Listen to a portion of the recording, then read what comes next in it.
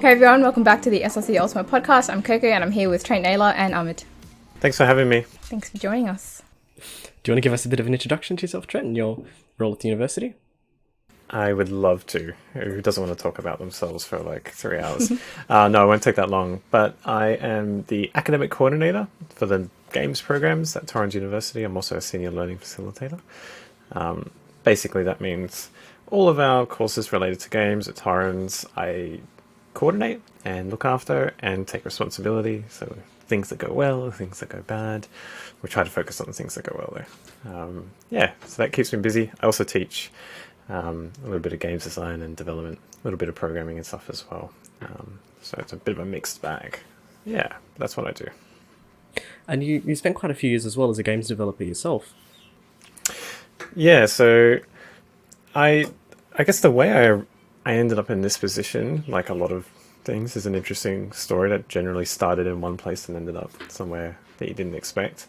I always did want to kind of end up in education, and maybe I'll kind of touch a little bit on that. But just before I sort of started here, I was working at another uni, and while I was working there, I had a studio, a game development studio, which I had started with a few mates who I worked with at uni myself. So we went through the whole process that we take students through of developing games and learning all the skills. So we went through that ourselves, and I had always intended to be entrepreneurial and start a business and give it a crack in the industry, and so we did. So we, for a few years there, ran a mobile games development business, mainly mobile games, and yeah, that was one of the most important experiences of my life and one of the greatest learning moments.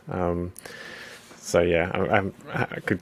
There's a lot to say about it and lots to unpack. So it depends on what you want to know. But yeah, that part of my life's kind of finished now, and I've moved firmly into education, which was always kind of some of the plan.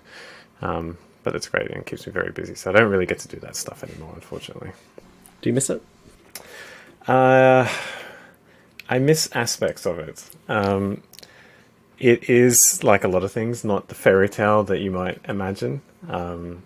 Games development is really hard work, and often a lot of it is not games development. So making games, being creative on a day-to-day basis, problem solving, turning interesting ideas into reality and then seeing people play them at scale, that's really cool. That I miss. And it's not that that's not even achievable for me right now, but that kind of intensity of it, I do miss a lot. And I miss working with a team that I know very well and have a lot of synergy with. One of my partners in the studio, Will Smith, not the Will Smith, but Will Smith. We were really highly in sync, and we were both designers with sort of similar skill sets, and that kind of, I guess that kind of synchronicity, I'm not sure if that's the right word, is sort of critical, I think, in games development when you're working with other people, to be able to express and translate your ideas in a practical sense and then trust other people when you're working. So I miss that part. What I don't miss is the business side and having to depend on selling your concept or shape your designs and your passion around financial incentives and requirements, because it costs money to make games, it costs time, and everyone would love to make what they want. And anyone that's ever gone into any creative industry like you guys are, you probably have these sort of deep down desires of things you'd love to be doing, but whether they're financially viable is a whole nother story. And so that's a reality that's hard to deal with for a lot of people, is that often what you're doing is not what you really wanted to be doing. So yeah, and there's plenty of other things that are great and bad about it as well, but I think those are the main ones. What are some of the games that you made as part of that? So, interestingly, when we were in uni, we had a capstone project, and our capstone... Oh, that's my dog. He's just saying hi. We had a capstone project that we did, and we had no programmers in our group. So, nobody likes group work at uni. I was lucky enough to find some people I could work really well with, but none of us were programmers. And I had started sort of teaching myself programming. I was actually enrolled in a bachelor's of interactive design, which is all about game design and design centric, but not programming. And so we decided that what we would do is make a MOBA, which is absolutely insane for a bunch of designers and non-programmers to do. But we did it really well too, and we made something kind of like a League of Legends Dota equivalent with our own take. And we did a really great job. I think it was all networked and programmed to work, with multiple players, and it was a great experience. And where I'm going with that is that we did really well at making this PC multiplayer MOBA game, but we knew immediately there was no way we could do it as a commercial product. So we made mobile games, which sounds crazy to then go and do something you have no experience doing and no understanding of the market. That's what we did, and that was a big learning curve. The reason we did that, and maybe I'll talk about some of the games we did and why we chose them, was that at the time, so this is about too many years ago now, maybe 7-8 years ago, this is at the height, just at the sort of the real height of where mobile had taken off, and there was a bit of a gold rush at that time. So we had just, began our studies, and just before us at the institute I was at, a little known studio came out of it called Halfbrick, which you might be aware of, who've made some quite significant mobile games like Fruit Ninja.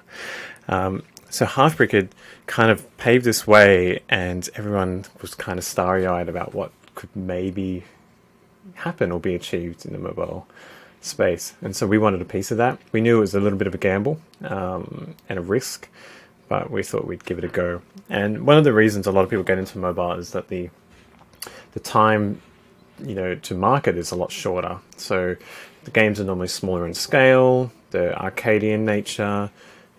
It's not that they don't have a huge amount of work to deliver polished, but you can generally put something out of really good quality in anywhere from 3 to 6 months, which is a pretty small time scale for a small team. And you can even get that even shorter depending on how intricate the game is and how much content there is. So we set it. We had an idea that we pitched, and we ended up making it. It was going to be a for sale game. We put a huge amount of effort into it. It was kind of like a cross between like Cut the Rope and Minesweeper and all these sort of games that were out at the time. So it had like a narrative, had cute characters. We're like, yeah, this will be really marketable if it takes off. These characters will be on t-shirts. We'll get cartoon series. So we're a bit naive in that way, or a bit hopeful. But the gameplay was great. It was good. We were really happy with it. But it absolutely flopped. It was just our first mistake was that we expected people to pay for it. And this was, again, at a point in which the market had just shifted to free-to-play. And we were just behind, and this is what always happens, we were just behind that. So we had launched with a price tag that we thought was appropriate at the time. Like apps were selling for about $2. That was common, but suddenly free-to-play had taken over. So then that kind of hurt us a little bit. But then after we learned so much during that we decided to go for something else, and we made a game called Punfound, which was all about puns. How we ended up deciding on that, I don't know. And it did really well. So we topped charts in a whole bunch of different countries in word games. We never topped in puzzle, which is really competitive, but we topped in word games in Singapore, Australia. We're pretty top 5, I think, in UK and a few other places as well. And so it did really well. It's a funny game. The art is kind of like hit or miss, but there's a huge amount of content. There's like 300 different pun puzzles based on puns. Wow. And one of the reasons it did well for us was that there was nothing else like it in the market. So there wasn't anything that was even close to that. So we didn't really have any competitors, and we knew there was people that love puns, right? Do you guys like puns?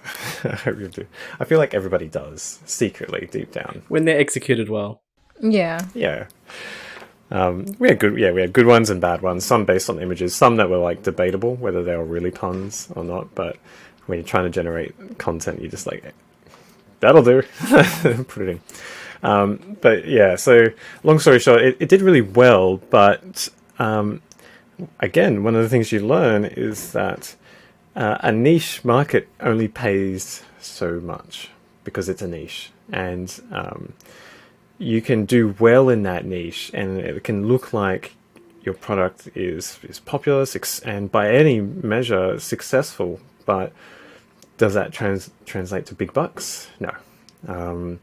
And so this is one of the issues with the free-to-play model and mobile games. And what you end up seeing now is kind of a dilution, right, where everything is very similar.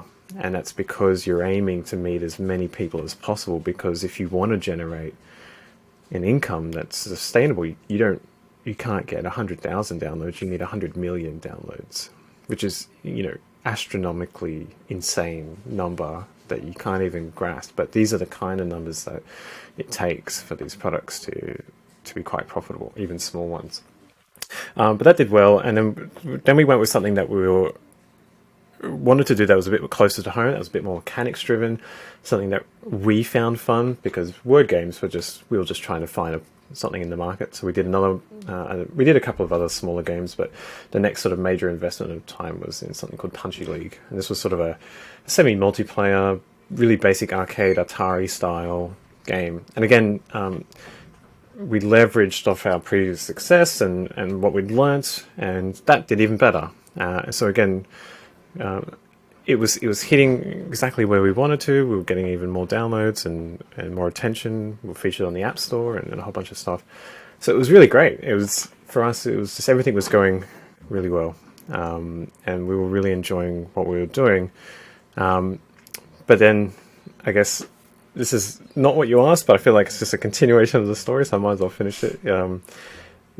Despite this kind of success, we reach this point, which happens with small businesses. It doesn't matter if it's in games or anything, and this is probably really useful to know, and that's a small amount of success can be quite crippling, because it doesn't necessarily guarantee that you can hold up that success and that it's going to be necessarily profitable for you in the long term.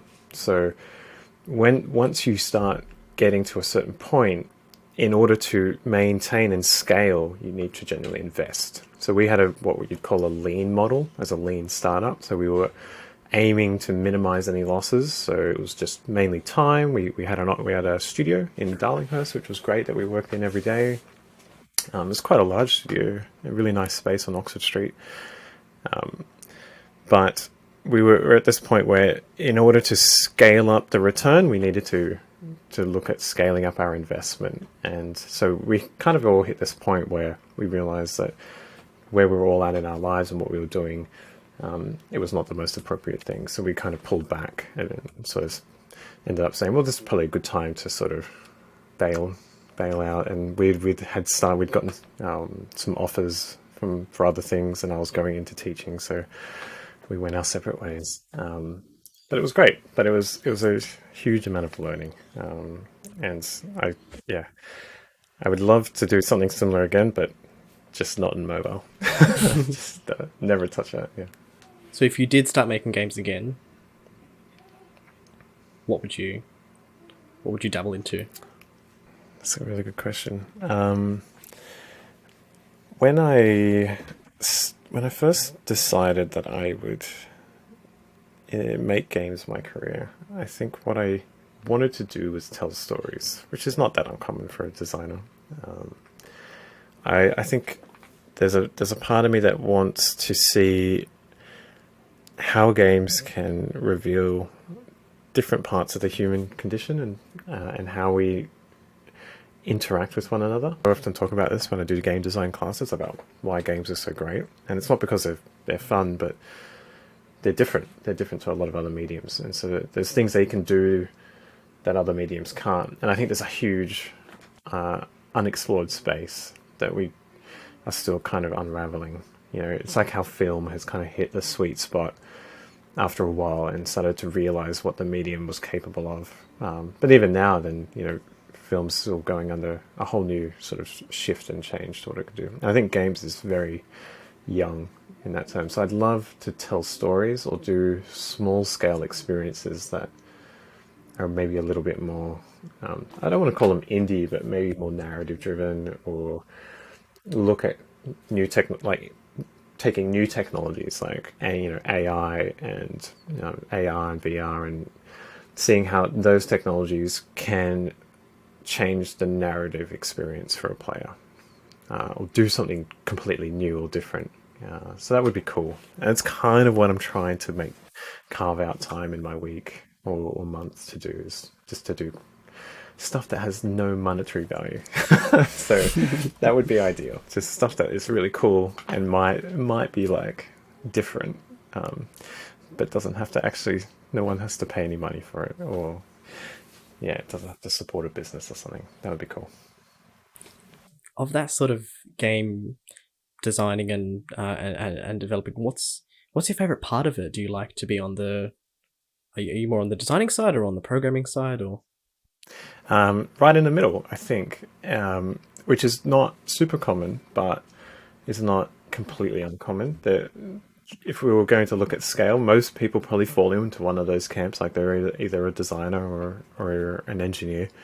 But the games often attracts a lot of people like me who sit somewhere in the middle, and it's actually the intersection that is the most interesting when design meets technology. So, because game designs by nature are just sort of abstract systems. You know, you can do them on paper, you can play test them with cardboard or in your head. But video games require a technical implementation, and there's a part of that that's really fun. But it's when those two meet and the design becomes reality, when suddenly it's brought to life in a really meaningful, tangible way. There's nothing else like that. And that's one of the most satisfying things. And I think that's pretty common for anyone that sort of wants to get into games, is seeing that. It's like seeing any creation come to life, but there's something special about an interactive piece when it comes to life and works how you hope it would. Yeah, that's true. I think I can definitely agree with that. It is, that's sort of the magic that we have as, designers in the tech field, where you're able to see those creations really come to life. And you're 100% right, it is the most satisfying part of the job. Magic's a good word. I like that. I like to talk about, game design and design as like an illusion. It's a little bit like pulling the wool over someone's eyes and presenting the reality that you want them to accept. It's not real. It's not engineering. Like, it doesn't have to be a building that stays up or a bridge that can hold 20,000 tons. You just have to believe it does, and that's magic. I think that's really, I think I'll start talking. Maybe I'll do a magic show, and I'll put it under the guise of game design, and I'll just be there doing tricks, and then the punchline, it's just like game design. We'll see how that goes. Amazing. It's like, you think I'm joking, but T1, 2022, it's coming. So, before you entered this sort of game field, you started off in theology, which is the study of religion. How did you end up in game design from there? I just rolled a dice one day and said, I'm going to do something there. It was magic. It was magic. So wait, I did that. It's a long story, as most things, but the short of it is, when I was in school, now it's going to be a long story from an old guy with grey hair, but I didn't have the same, we didn't have the clear pathways into games and technology that there are now, and that's not even that long ago. I may look older or younger, don't answer that. But it's not even that long ago that that wasn't a thing. And so I think there was an internal desire and passion to be like, yeah, like I love sort of modding games and doing this as a hobby. But there was no one said, hey, here, this is how you can do it. Like this is actually the way forwards. It was far more like weird and wonderful than that. People really did just fall into it. So I did want to go into something with technology. So I was thinking about IT. I realized that was boring. No offense to anyone that studies IT, but it just wasn't for me. But what I did end up into, just based on the time where I was in my life, was doing a bachelor's of theology, specifically Christian theology. So not a comparative studies kind of bachelor's, but more from a Christian perspective with philosophy, and that was an amazing experience. It's not where I ended up, but there is probably a misnomer that like that would be not something you could study or should study, or that there wasn't, depending on people's thoughts and beliefs, that there wouldn't be any value in that. But I would completely disagree. Of course, I don't, not to just give myself value, but even objectively, the understanding of human nature and how people work, from a philosophical perspective and from a storytelling perspective, it's very unmatched in terms of when you're looking at religious studies in general. We're not talking about something that's 100 years old, 50 years old, or even a couple hundred. We're talking thousands of years of human knowledge, of expression, and that is intense. That there is so much to unpack, other than learning things like ancient Greek and Hebrew and stuff, which is fun and interesting. But the deepness of understanding who we are as people in society and culture is really hard to measure.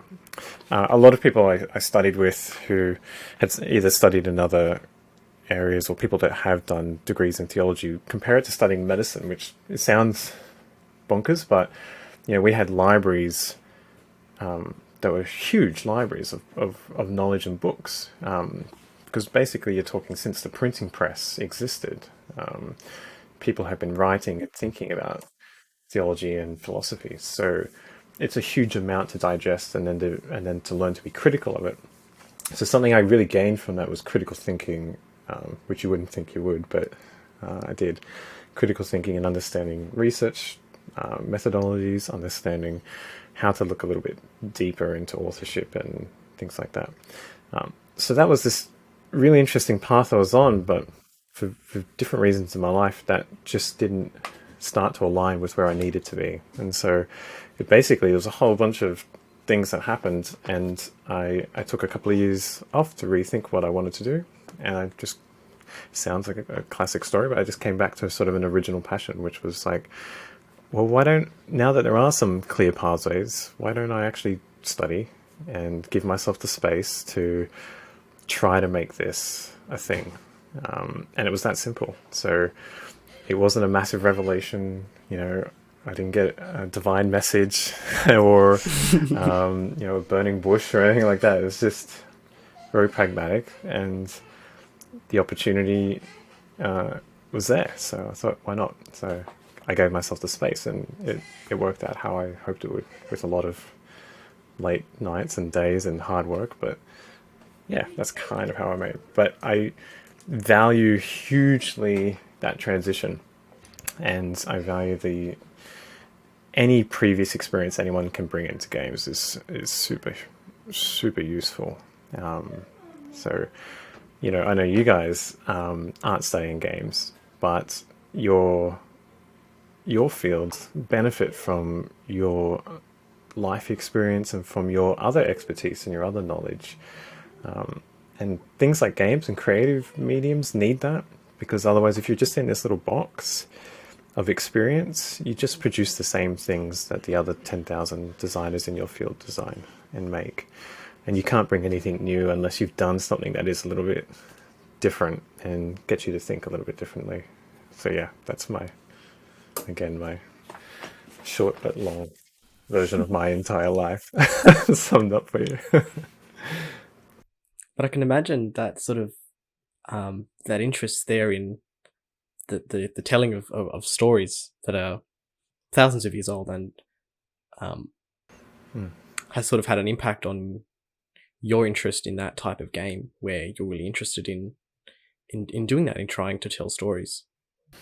Yeah, absolutely. The some of the most interesting ways to think about, I guess, stories in general are like the contextual parts, the unspoken parts, right? So when you're often studying old stories, like things that are really separated from time and space from us, there's a huge disconnect because you don't understand all of the moving pieces and the motivations of the author or the context of the people and society. You can try to piece that together. So you have to start looking at those stories in a whole different way, and that's all like, there's a lot of English literature, sort of, postmodernism and stuff that you can apply, but there is a real personal element of that, where storytelling is a very distinct form of communication that is very human centric.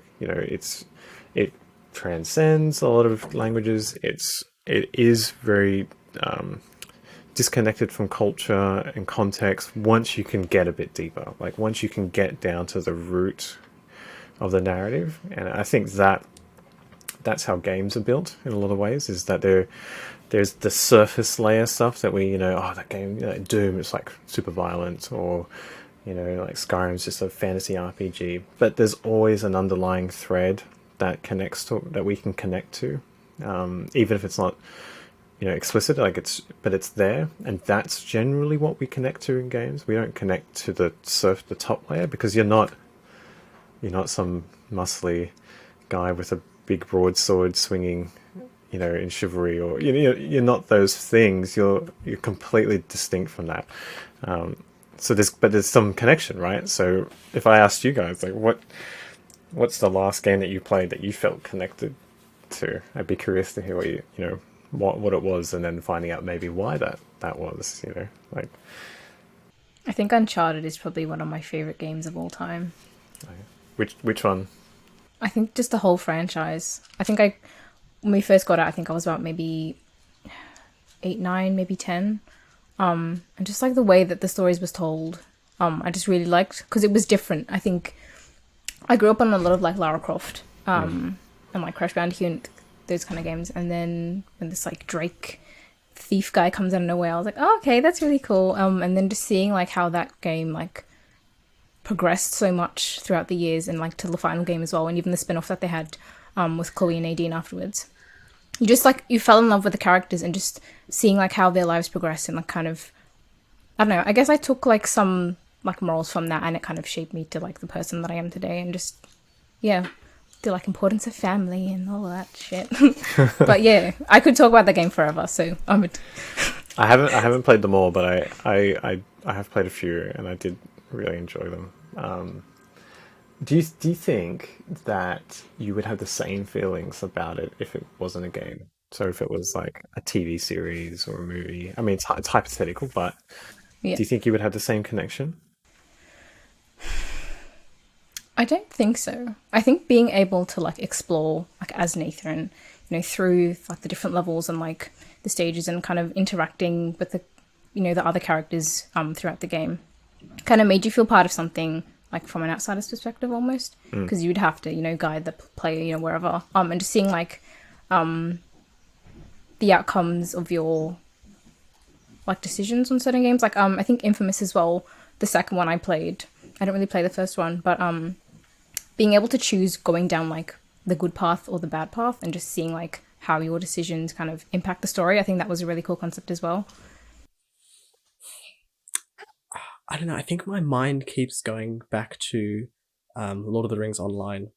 I don't know what it was about that game, but there was just I Sexy elves. I didn't even do most of the quests and stuff. I just liked to just walk through the Shire, just sit in the prancing pony, and the people playing a violin or something and just kind of hanging out. It was weird. And I suppose if I'm thinking back to what you just asked Coco as well about whether or not I would have connected to it more had it been a book or a movie, which obviously Lord of the Rings is all three. It's a book, game, and a movie. But my connection to each of those mediums, I think, is different. What I connected to, but all of it comes down to the story, really. Yeah, because it doesn't have to be super tangible. Like you don't have to be like so introspective that you can label the exact thing that you connected to, yeah, you just know that it was different. There was something about it that was like. I find it interesting because when I think about myself, like I have a pretty short attention span. I don't know why, but I do, and so I I like really kind of intense, short experiences when it comes to games. So I really like, I was playing Overwatch a lot for a while, and it was a really perfect marriage of lots of the design decisions that had been learnt from multiplayer games over the last like 10 years, just packaged really well with great animations. And I don't play it today, but I still say it's one of the best designed multiplayer games in the last like 5 years. Feel free to debate me on Discord, and there were plenty of other great games, but they just did really, really well. And I love that, but then I was just, when I think about what I love, I was talking about narrative, right? And I was talking about storytelling, but it wasn't that aspect of that game that I enjoyed. But there is a narrative and there is a story, and I often talk about this with students, is that there's a story of play, like there's a story of you sitting down and having that battle, that fight, and maybe it went well, maybe it didn't, and that those little stories involve you, and that's different to what happens when you read a book and when you watch a movie. You're very much a passive person, passive player in that. But if you play a game and you have participated in that experience, that story is a very unique story that can only be told because you were part of it, right? Getting a bit deep there, but that sounds so beautiful. Yeah, but it's really cool. And sometimes you have really memorable ones, right? And you can be like, oh, last night, we had this amazing game and it was like down to like 60 seconds, like my whole team was dead, but then I just like, did this amazing thing and whatever, and that feeling is there. But sometimes it's not even that complicated, but you just know that you had an enjoyable night or you did some cool stuff. Yeah.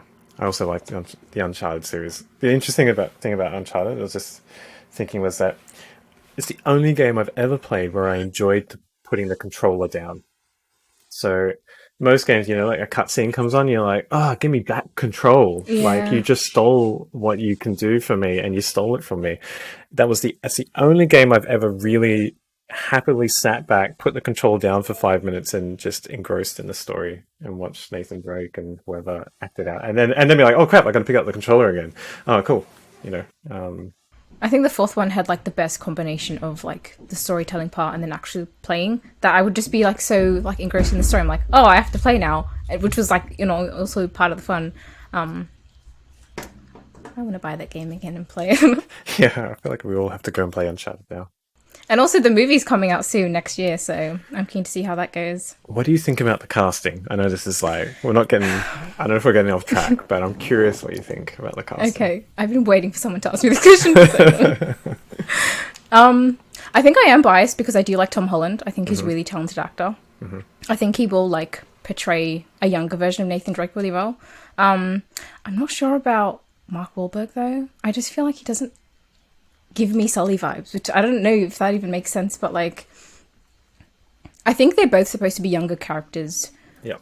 Either like I think in the third game they explored like Nathan's past, like how he became like a thief and all that stuff. So I think it's like a bit past there, because in the second game he does know Chloe, and Chloe's also casted in the movie. But I don't know. I think I do want to be optimistic about it and kind of just see, because Mark Wahlberg is a good actor as well. But yeah, I have very high hopes for the movie. It's hard, right? Because like that game was well acted, and yeah, and the voices and the characters are so fleshed out. So yeah, anyone stepping into it either has to be that or be something else. I think it's pretty smart that they kind of went it feels weird. Like I'm like, yeah, that's not Nathan Drake. He's like a kid. Yeah. But I get it. It's like they got to do something a bit like different. It's a bit different, yeah. Yeah. Because I think I was trying to like piece together what game they were kind of taking the storyline from, but I think they were like re-envisioning it to be something different from the games. I do know that the games did have comics before, but I wasn't really into those. Assassin's Creed was also good. I think ambience-wise, I just liked walking through Florence and then like riding horses and killing guards because I didn't really know how to play properly. I think I was like 10 maybe at the time. Sort of reminds me, you're talking about cutscenes there. The worst experience for me in Assassin's Creed games is when it goes back to that person being like a real life person back at whatever the HQ was. Yeah. And I'm just like trying Desmond. to get back to the time period because like just get me back to the story. I'm not interested in this. I think that's why I liked the Ezio version. I think I just liked the Renaissance period. And then when they bring him back to like Desmond, I'm like, I don't care about this guy. Can we please go back to the Ezio storyline? Because that's why I'm here. It's interesting because like it's a huge, you know, it's a big positive thing if the game doesn't distract you. Like that's like the goal. That's like a huge goal for game developers. It's like I just want to make something that you completely accept and are not distracted by, and that doesn't pull you out of the experience. And that can be anything from the story consistency to like a janky model or lag. Like all of those things break that immersion. So it's like if you tell like a game designer, it's like, yeah, I was like super immersed in your game, and they don't have anything negative to say, like they didn't notice anything bad. It's like, yes, it's like, done it. That's all I wanted to do. I suppose it makes it really interesting then when you're talking about this.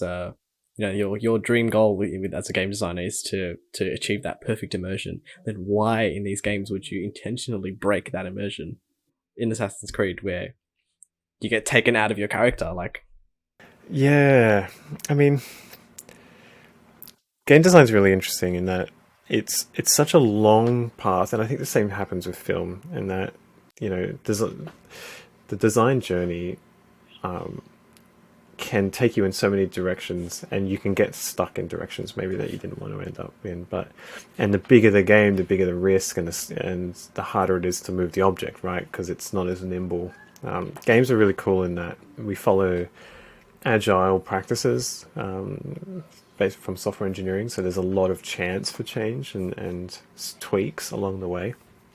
But the other problem with that is that who are you changing or tweaking for?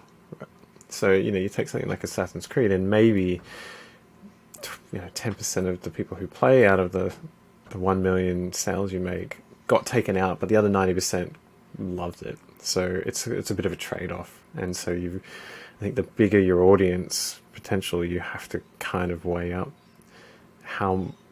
what the risk is. It's like, yep, we committed to this kind of story, and to change it's going to be too big of a thing, So I'm sure at some point they had that discussion where like, do we need to make this like set in the future, and like, do we need to commit to that, or can we just, because it's a game, right? You can just be like, the answer to like, oh, why is it this? Because it's a game.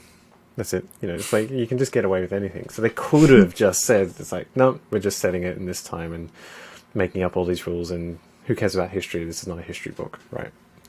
So, but then it's like when I think Assassin's Creed came out in that time where they probably felt like they needed to explain some things like that didn't appear historical, or it's like when something doesn't appear scientific and you over-explain the reason for it, where instead of probably just, oh look, they're actually a simulation from the future. That's a story, right? Isn't it? It's like the blood, and they go into basically a fancy memory VR thing or something like that.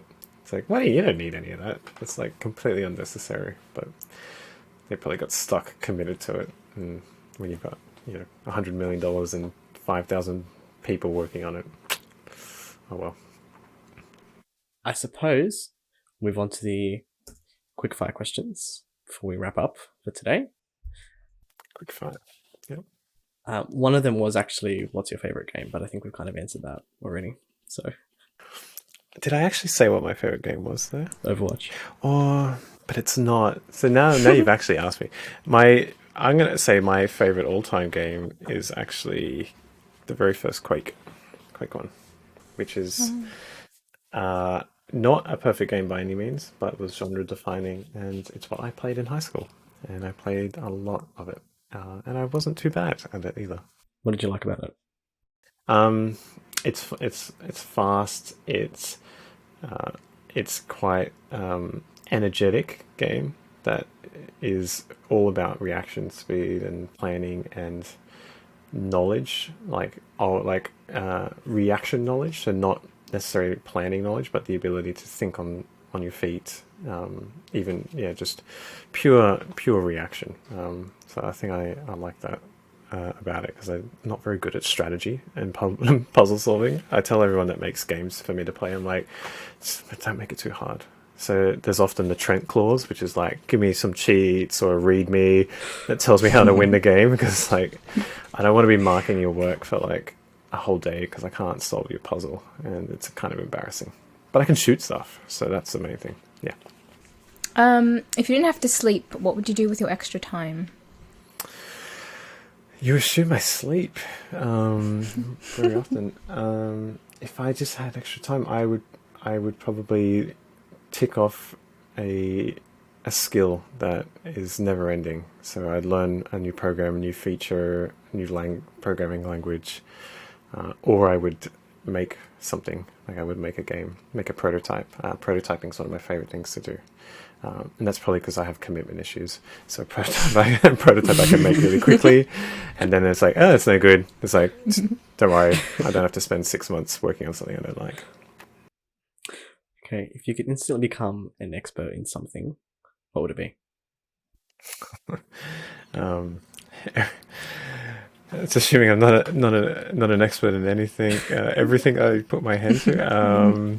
That's a hard question, actually. What do I want to be really good at? I don't know the answer. I don't know if I know the answer to that question. That's a hard one. What do other people say?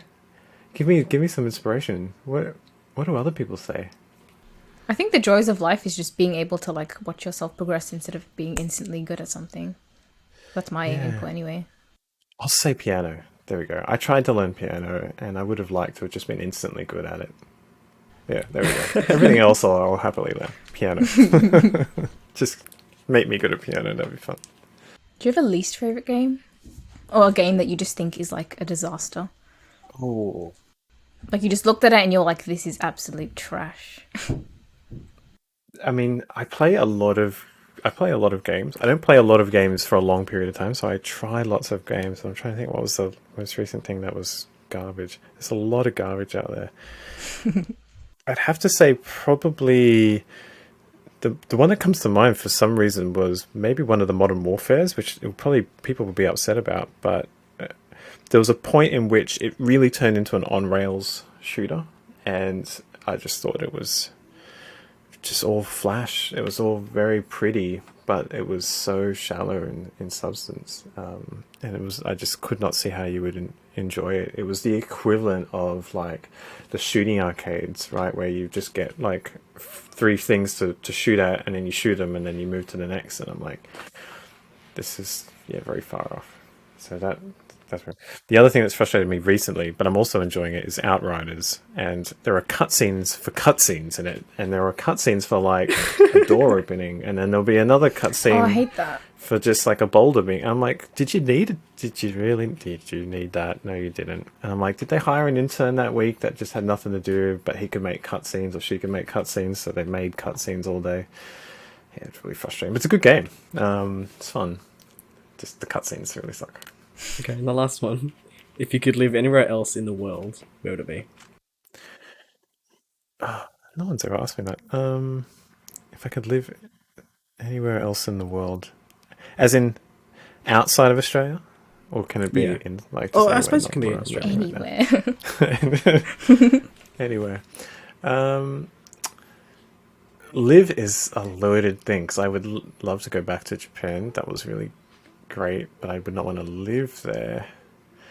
I don't want to live in the US. I'm I'm going by elimination here. I'm really sorry. Well, I like Australia, so I think actually if I could live anywhere, it would probably be just like coastal Australia, somewhere out of the city, somewhere quiet, a little bit semi-rural with beaches. You know, all the things.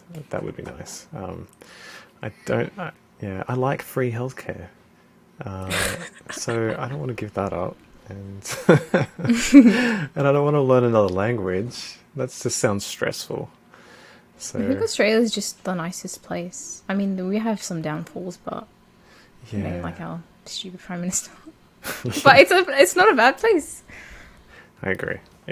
There are lots of worse places. Okay, that brings us to the end of the episode. Thank you so much for having a chat with us, Trent. It's been a pleasure. Thank you. Thank you for listening to my ramblings and a little bit about my life.